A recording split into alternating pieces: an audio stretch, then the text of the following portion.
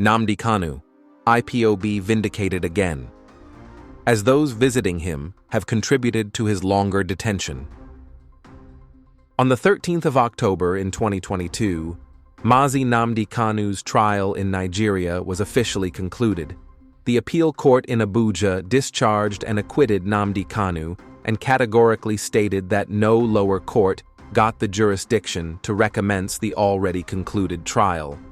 The appeal court then ordered the Nigerian government to release Nnamdi Kanu and let him go, but the government unlawfully disobeyed that order.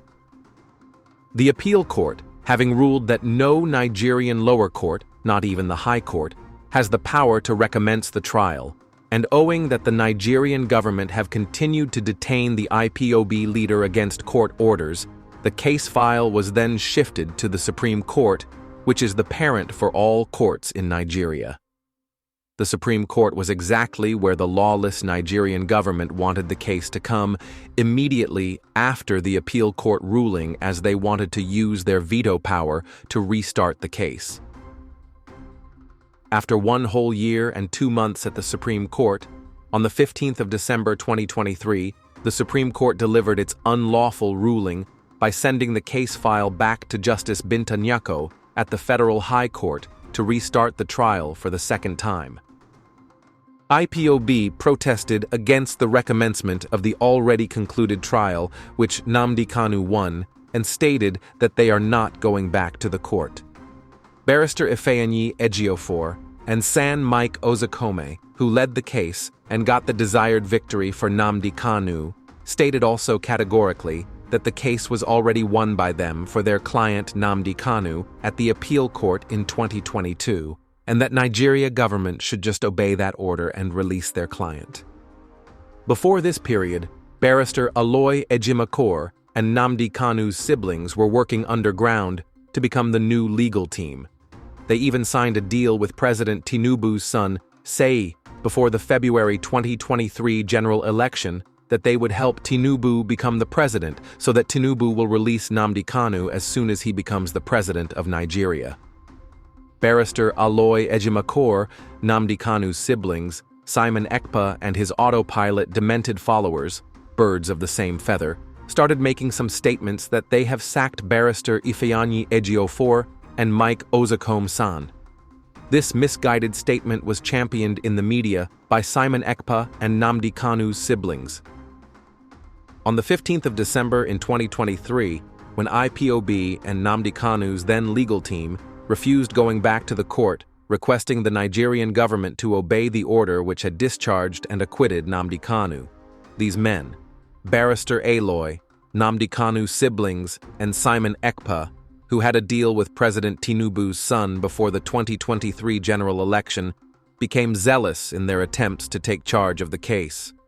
They shouted to IPOB and Barrister Ifeanyi Ejiofor, "Why would you not go back to the court whilst your leader and client is still detained?" They made all kinds of mockery against Barrister Ifeanyi Ejiofor and accused the ever-working IPOB leadership of not doing anything to release Nnamdi Kanu. They declared open their long-planned interest. They took over the case and went back to the court with the lawless Nigerian government, whose plan was to lure the legal team back to the court in order to overturn Nnamdi Kanu's glories. They lost their first court case in January 2024, as previous victories won by Barrister Ifeanyi Ejiofor and Mike Ozakome-san were overturned. Till today, their dubiousness has kept Nnamdi Kanu in the DSS dungeon in a case he won in 2022. The same IPOB and the then legal team of Barrister Ifeanyi Ejiofor's stand of not going back to the court is what Prince Kanu recently posted, as what Nnamdi Kanu told him that they should have done. Going back to the court was an erroneous mistake they made, and Barrister Aloy Ejimakor, who should have known better, was only after self-glories and failed to consider the dangers. Why did they go back to the court? The answer is simple: they are glory hunters. While Barrister Ifeanyi Ejiofor and Mike Ozakome-san were having sleepless nights researching to argue in court for Nnamdi Kanu's victory, these people were busy going to Lagos and Abuja signing deals with President Tinubu's son Seyi, and worked that Nnamdi Kanu's release be delayed until they take charge of the legal team. They were after the glory of who got Nnamdi Kanu released. Nnamdi Kanu, to an extent, became his own lawyer in court, arguing and going to his detention facility with his case file, while his lawyers, the new legal team, became mere observers in the court.